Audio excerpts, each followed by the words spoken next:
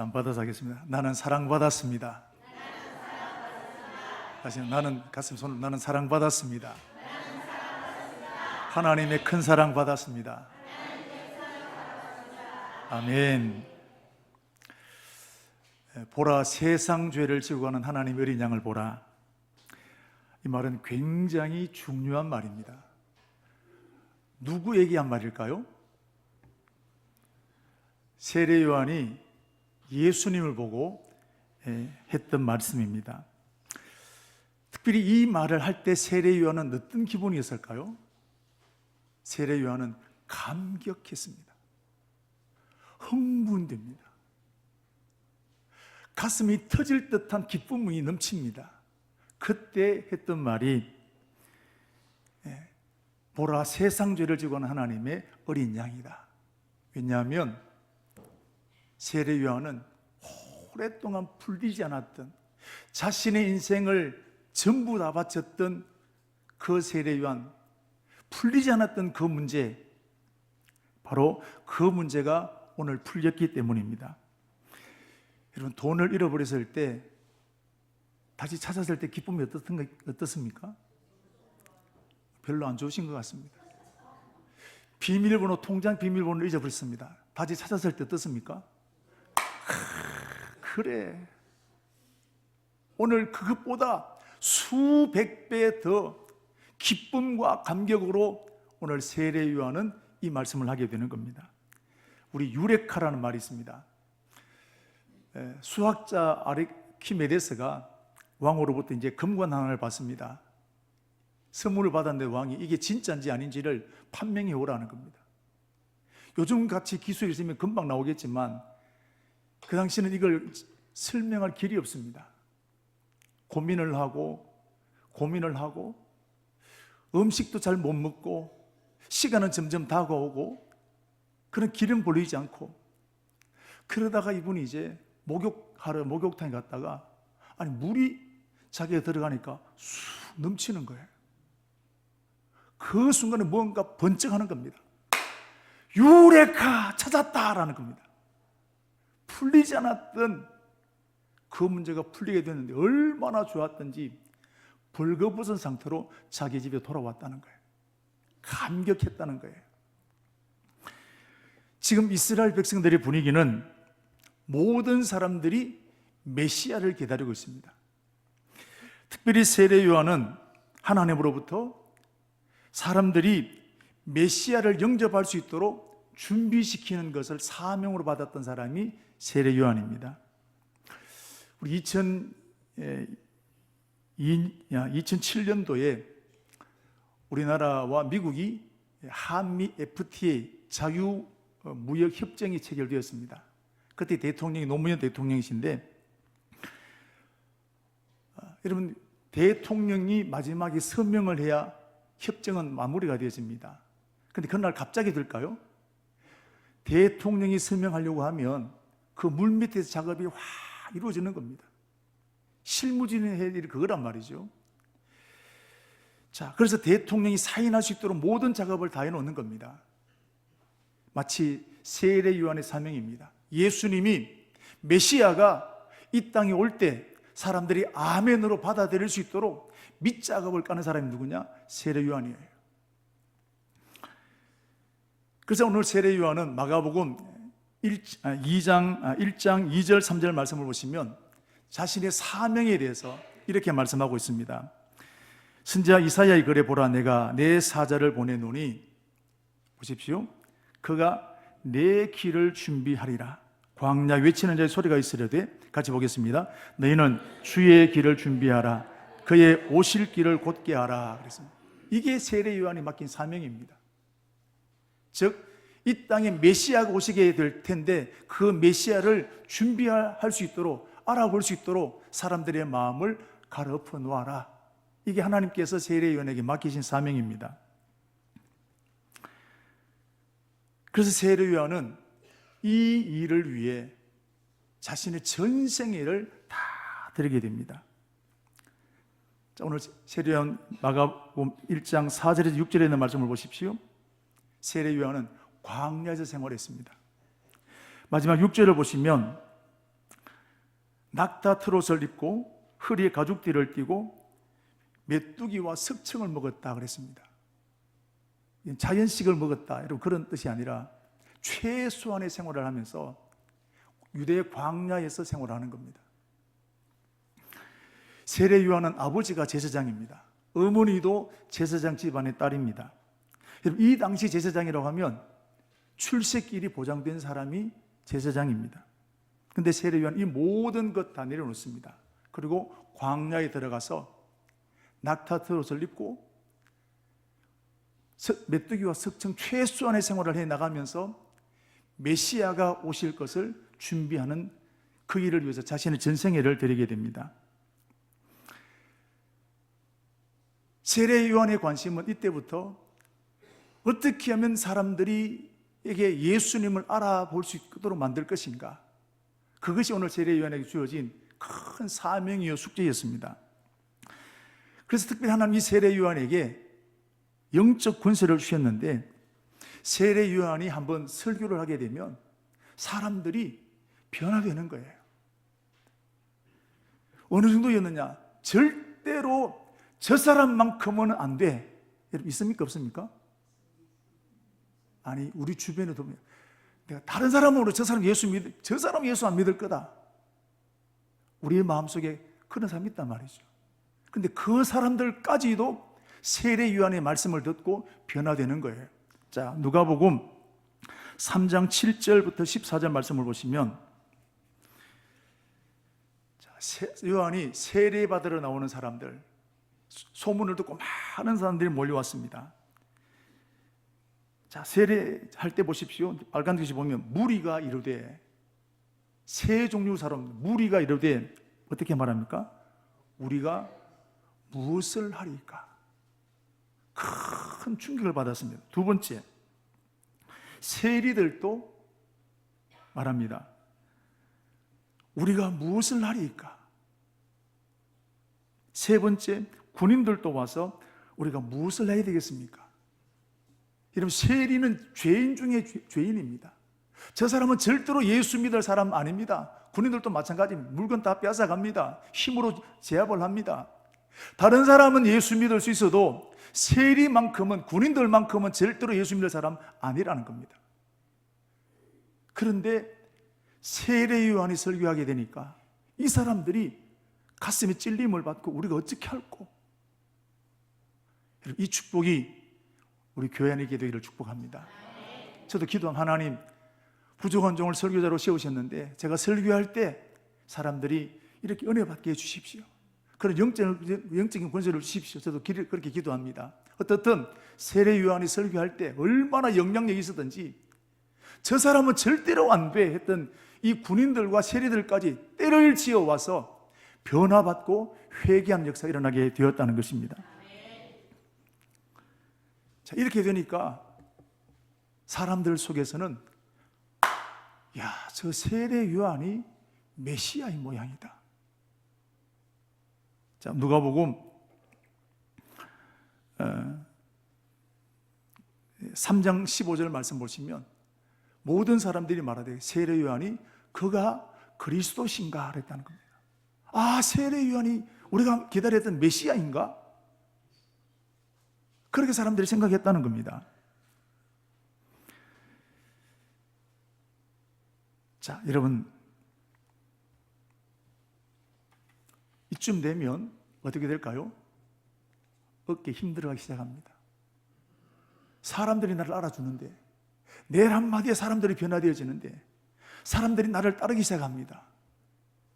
힘 들어갈까요? 안 들어갈까요? 그때부터 어깨에 힘 들어가게 되고 그들먹거리기 시작합니다. 사람에게 권력을 쥐어보면 그 사람을 압니다. 그 사람이 힘이 생기면 그 사람을 알 수 있습니다. 돈 벌면 사람이 같아집니까? 달라집니까? 교회 안에서도 힘 들어가면, 오래되면 달라지는 사람들 가끔씩 생깁니다. 이런 겸손은 이게 축복이라는 거예요. 여러분, 겸손하게 되기를 축복합니다. 그런데 세례 요한은 얼마나 훈련이 잘 되었던지, 이렇게 사람들이 자기를 그리스도라고, 메시아라고 따르는 그런 중에 오늘 1장 20절 말씀을 보시면 뭐라 했습니까? 나는 아니다. 나는 그리스도가 아니라는 거예요. 나는 메시아가 아니라는 겁니다. 특별히 27절 말씀을 보십시오. 앞으로 내 뒤에 진짜 메시아가 오신다. 그래서 나는 그분의 신발끈을 풀기도 나는 부족한 사람이다. 자, 27절 한번 보겠습니다. 같이 읽겠습니다.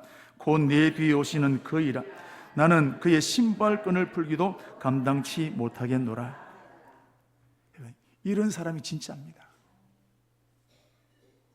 얼마든지 자기를 내세울 수 있고 자기를 자랑할 수 있는 이때에 오히려 겸손해지는 사람입니다. 여러분, 직분이 높아질수록 겸손하기를 축복합니다.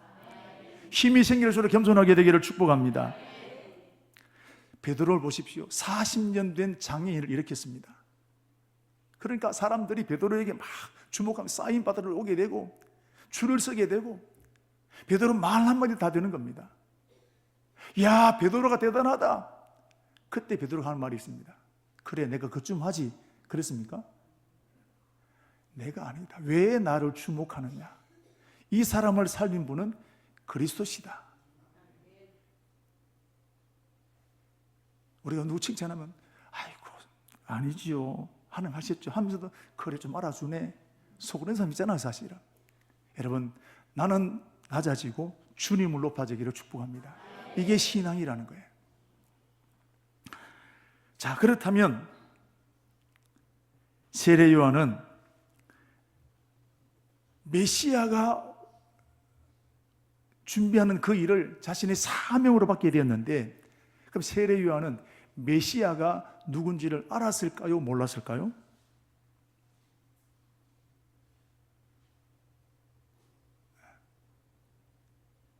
알았을까요? 몰랐을까요?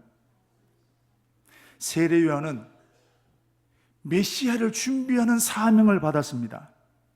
그것을 자신의 전생애를 드렸습니다. 마땅히 세례 요한은 메시아가 누군지를 알아야 됩니다. 그런데 몰랐어요. 자, 31절 보십시오. 나도 그를 알지 못하였으나, 33절 나도 그를 알지 못했다 그랬습니다. 메시아를 준비하는 사명을 받았지만 누가 메시아인지, 어떤 사람이 메시아인지 세례 요한은 아직 몰랐다는 거예요. 이것은 여러분 큰 사건입니다. 메시아가 누군지를 알아야 저분이 메시아라고 소개할 수 있는데, 정작 그 일을 맡았던 세례 요한 자신이 메시아가 누군지를 몰랐다는 겁니다. 그럼 이게 말이 될 일입니까?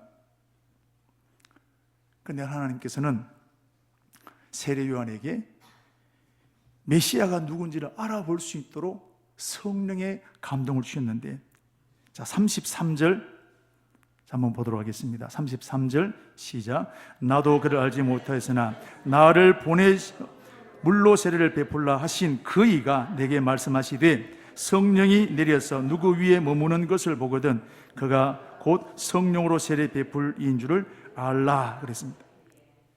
자신을 부르신 하나님께서 성령으로 말씀하시기를, 네가 세례를 베풀 때 성령이 비둘기같이 그 사람 머리 위에 머무르게 되면 그분이 메시아라는 거예요. 감동 주신 거예요. 세례요한도 몰랐습니다. 하나님이 그 감동 주신 겁니다. 세례요한은 많은 사람들에게 세례를 베푸는 사람 아닙니까? 그래서 별명이 세례요한입니다. 세례요한도 누가 과연 메시아인지, 누가 과연 하나님 보내신 메시아인지 궁금했습니다. 확인하려고 했습니다. 세례를 베풀 때마다 성령이 그 사람 머리에 임하는지 관심 있게 자꾸 보려고 하는 겁니다. 근데 어느 날 어떤 사람에게 세례를 베풀겠는데 정말 성령이 비둘기처럼 내려서 그 사람 머리 위에 머무는 거예요. 그리고 하늘에서 소리가 들립니다. 이는 내 사랑하는 아들이요 내 기뻐하는 자라. 세례 요한은 온 몸에 소름이 돋았습니다. 아, 이분이 메시아구나. 아, 이분이 말씀하셨던 그분이시구나. 자기가 그렇게 보기를 원했던 그 메시아를 자기는 눈앞에 보게 된 겁니다. 자기는 이 일을 자신의 전생애를 드리게 되었는데 마침내 그 소원이 이루어지게 되었습니다. 감격했습니다. 가슴이 터질 듯 했습니다. 그래서 세례 요한은 자기 앞에 세례받아 나오는 많은 사람들 향해서 큰 소리로 보라! 세상 죄를 지고 오는 하나님의 어린 양이로다. 오늘 29절에 그렇게 말씀하는 겁니다. 그리고 34절 말씀에도 내가 보고 그가 하나님의 아들이심을 증언했다. 이분이 메시아요, 이분이 우리의 구원자시다 라고 소개하게 된 겁니다. 메시아를 만난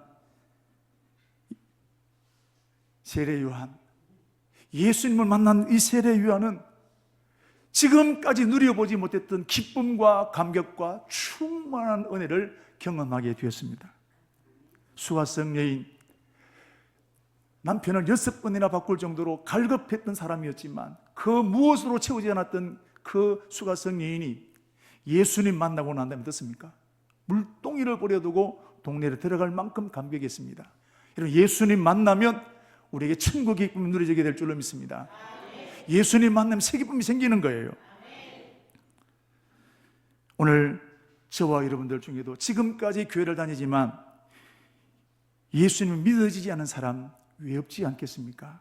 오늘 믿음의 눈이 활짝 열려서 오늘 세례 요한의 메시아를 알아보았던 것처럼 예수가 그리스도심이 고백되어지는 은혜가 있게 되기를 축복합니다. 오랫동안 기도해왔지만 아직까지 풀리지 않았던 문제, 오늘 예배를 드리면 오늘 그 문제가 해결되어지는 축복이 있게 되기를 바랍니다. 특별히 진로를 결정하지 못하고 고민하고 갈등하고 있는 분들, 오늘 그 하나님의 뜻이 깨달아지는 축복이 있게 되기를 바랍니다. 세례 요한의 그 기쁨이 오늘 예배드리는 저와 여러분에게 충만히 임하게 되기를 축복합니다. 식은 가슴이 있으십니까? 그 가슴에 불이 붙어지게 되기를 주의 이름으로 축복합니다. 세례 요한은 감격했습니다.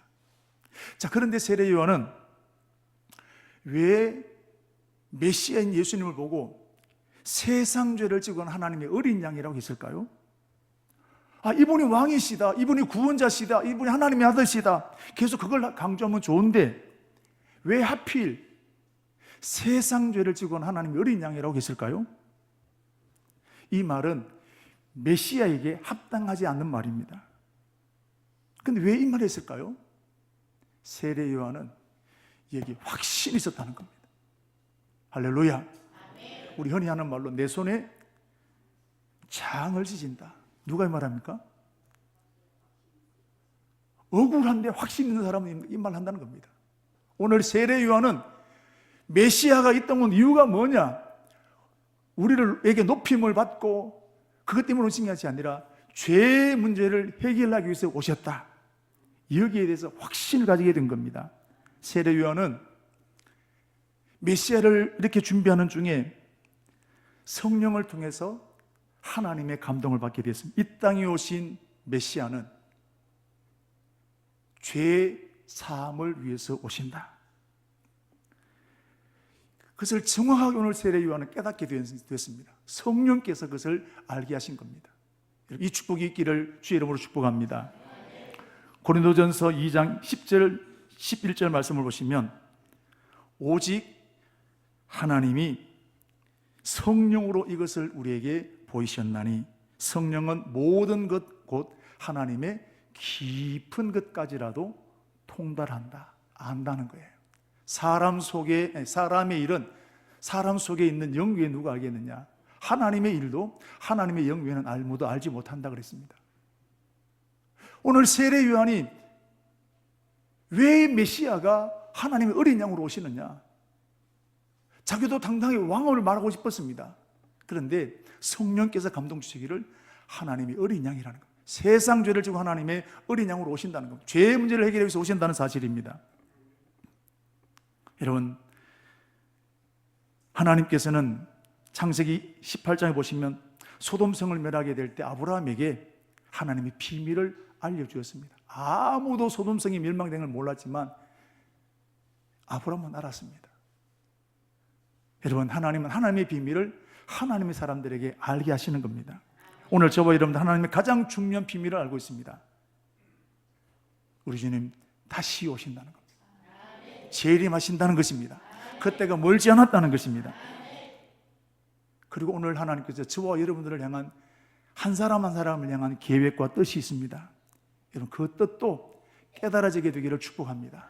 지금 혼란스럽지만, 길이 보이지 않지만 그 뜻이 깨달아지게 되기를 축복합니다. 자, 그렇다면 세례 요한이 예수님을 향해서 보라 세상 죄를 지고 하는 하나님의 어린 양이라고 했는데 그 뜻이 무엇일까요? 오늘 우리는 그 말을 들으면 그게 말이 뭔 말인지 잘 모릅니다만은 그 당시 사람들은 들으면 아, 그렇지, 그 말 안다는 겁니다. 이스라엘 백성들에게 어린 양은 특별합니다. 그들은 400년 애굽에서 노예 생활을 하다가 하나님께서 그들을 애굽에서 해방시키셨습니다. 그런데 이스라엘 백성들을 애굽 왕이 그걸 쉽게 내어주지 않습니다. 10가지 재앙을 내리면서 마지막에 항복하게 되는 겁니다. 일본 천황이 원자폭탄을 맞고 난 다음 항복했던 것처럼 애굽의 왕도 마지막 10번째 재앙을 만나고 난 다음에 항복하게 되는 겁니다. 그 마지막 10번째 재앙이 뭐냐면 장자를 첫 번째 태어난 짐승이나 장남을, 사람을 다 죽이는 겁니다. 그런데 이스라엘 백성들에게는 이 재앙이 임하지 않았다는 겁니다. 이유는 어린 양 때문입니다. 하나님은 어린 양을 잡아서 그 피를 대문에 바르라, 문 입구에 바르라. 그러면 하나님의 무서운 심판이 넘어간다, 패스오버한다. 그래서 유월절이라고 말하는 겁니다. 우리 찬송가 265장 보면 주 십자가를 지심으로 죄인을 구속하셨으니 그 피를 보고 믿는 자는 주님의 진노 면하겠네. 내가 그 피를 유월절 그 양의 피를 볼 때에 내가 널 넘어서 가리라. 유월절 어린 양의 피가 하나님의 저주를 넘어가게 만들었습니다. 이 어린 양 때문에 이스라엘 백성들은 장자가 죽는 그 최고의 형벌 가운데 그 죄가 넘어가게 되었다는 겁니다. 그래서 오늘 이스라엘 백성들에게 어린 양은 특별한 것입니다. 또한 어린 양은 이스라엘 백성들이 죄 용서받기 위해서 드렸던 제물인데 레위기 4장 32절부터 35절 말씀 보시면 이때 주로 많이 사용되어지는 제물이 어린 양입니다. 자, 그런 어린 양은 어떻게 양을 잡아서 제사를 드리게, 어떻게 잡았을까요? 도축장에서 잡았을까요? 제사 드리는 사람이 직접 그 양을 잡습니다. 자기 양에게 안수합니다. 하나님, 내가 이런 죄를 지었는데 이 양에게 내 죄를 다 전가시킵니다. 그리고 그 양을 내가 직접 잡는 겁니다. 여러분, 양이 순순히 죽을까요? 양이 살기 위해서 몸부림치지 않겠습니까? 자, 그런 과정을 지나면서 피가 튀면서 제사 드리는 사람이 얼굴에, 옷에 피가 범벅이 되기 시작합니다. 그리고 양을 잡았습니다. 그리고 피를 양푼에 따로 담습니다. 그리고 가죽을 벗깁니다. 내가 직접 하는 거예요. 각을 뜹니다. 그리고 내장을 안에 열고 기름과 또 내장을 다 끄집어내고 그것을 이제 불에 태워서 제사를 드리게 됩니다. 이게 속죄제라는 겁니다. 자, 여러분, 속죄 제사를 드리는 사람은 이 제사를 할 때 어떤 생각이 들까요? 죄 용서받는다는 것이 이렇게 끔찍한 것이구나. 어린 양이 이렇게 죽어야만 내 죄가 용서받게 된다는 것을 절실히 깨닫게 되는 겁니다. 다시 죄 지고 싶은 마음이 없었을 것입니다. 그런데 우리 예수님은 어린 양으로 오셨습니다. 그리고 십자가에서 어린 양으로 죽으셨습니다. 마태복음 27장 28절에서 31절 말씀을 보시면 예수님께서 홍포를 입으셨습니다. 침뱉음을 당했습니다. 모욕을 당했습니다. 얼마나 참기 어렵겠습니까? 채찍이 맞았습니다. 살찜이 떨어져 나갑니다. 온몸은 피투성이가 됩니다. 그리고 십자가에 죽으십니다. 십자가는 저주받은 사람이 죽는 것입니다. 그럴 때 지나가는 사람들이 모욕합니다. 온갖 입에 담지 못할 죄인들까지 욕을 합니다. 제사장과 서기를까지 희롱하게 됩니다. 마지막 순간에 엘리 엘리 라마 사박다니, 하나님 왜 나를 버리십니까? 라고 할 만큼 처절한 죽음을 십자가에 당하셨습니다. 어린 양처럼 죽이셨습니다. 왜 하나님께서는 하나님의 아들 예수님을 이렇게 십자가에 어린 양처럼 죽이셨을까요? 바로 저와 여러분의 죄를 용서하기 위함입니다. 아담부터 내려왔던 죄의 뿌리를 완전히 끊어버리기 위해서 하나님의 아들 예수님을 십자가에서 저주받게 하신 것입니다. 예수님이 십자가에 죽으셨을 때가 바로 유월절입니다. 어쩌다 보니까 유월절에 돌아가셨을까요? 하나님은 의도적으로 유월절에 예수님을 죽이셨습니다. 이유는 출애굽할 때 어린 양의 피가 온 이스라엘 백성들을 살려냈던 것처럼 어린 양 되신 예수님의 십자가의 죽으심으로 저와 여러분을 비롯한 이 땅의 모든 사람들의 죄가 용서받았다는 사실을 증거하기 위함인 것입니다. 그래서 오늘 세례 요한에게 보라, 세상 죄를 지고 가는 하나님의 어린 양이로다. 그래서 이 말씀이 나오게 된 거예요. 세례 요한이 그냥 한 말이 아니라 이런 깊은 뜻이 담겨 있어서 이 고백을 하게 된 것입니다. 이사야 선지자도 마찬가지입니다. 이사야 53장 5절 6절 말씀 보시면, 그가 찔림은 우리의 허물 때문이요 그가 상함은 우리의 죄악 때문이라. 그가 징계를 받음으로 우리가 평안을 누리고 그가 채찍에 맞음으로 우리는 나음을 받았도다. 여호와께서 우리 모든 죄악을 그에게 담당시키셨도다. 할렐루야. 그러므로 저와 여러분이 구원받을 수 있는 유일한 길은 어린 양 되신 예수님을 믿는 것입니다. 이스라엘 백성들이 출애굽을 하게 될 때 살 수 있는 유일한 길은 양의 피를 대문에 바르는 것밖에 없습니다. 여러분, 오늘도 우리가 구원받고 죄사함 받을 수 있는 길은 예수님 믿는 길에 다른 길이 없습니다. 참선, 고행, 어떤 여러분 수행도 구원과는 상관없습니다. 오직 예수 믿어야 구원받게 되는 것입니다. 구원받는 길은 예수님 외에 다른 길이 없다는 사실입니다. 예수님은 그 일을 이루기 위해서 죄 없으신 예수님께서 동정의 몸으로 탄생하게 된 것입니다. 여러분, 부모는 자녀가 태어나기 전에 그 아이를 위해서 필요한 모든 것들을 다 준비해 놓습니다. 심지어는 돌 때 필요한 것들을 미리 준비해 놓을 때가 많습니다. 왜요? 사랑하니까. 하나님께서는 왜 저와 여러분을 위해서 이렇게 죄 용서받을 수 있는 모든 일들을 만들어 준비해 놓으셨을까요? 누가 해달라 했습니까? 우리를 사랑하시기 때문입니다. 이제 우리는 어떻게 되겠습니까? 세리와 군인들이 예수님을 영접했던 것처럼 그 예수님을 내 마음속에 영접하는 것입니다. 영접하는 자, 곧 그 이름을 믿는 자들에게는 하나님의 자녀가 되는 권세를 준다라고 했습니다. 여러분, 오늘 그 예수님을 마음속에 영접하게 되기를 축복합니다. 오늘 이제 저희들이 또 성찬에 참여하게 됩니다. 예수님은 저주받은 나를 살리기 위해서 어린 양으로 십자가에 자신의 전부를 내어놓았습니다. 살 찢기고 피를 흘렸습니다. 오늘 떡을 받을 때 그 떡은 나를 위해서 찢기신 주님의 몸인 것입니다. 잔을 받게 될 것입니다. 그 잔은 나를 위해서 남기지 않으신 주님의 피라는 것입니다. 이 살과 피를 먹음으로 오늘 우리는 완전한 죄로부터 용서받게 될 줄로 믿습니다. 보라, 세상 죄를 지고 온 하나님의 어린 양이로다. 이 고백이 오늘 저와 여러분에게 일어나게 되기를 주의 이름으로 축복합니다.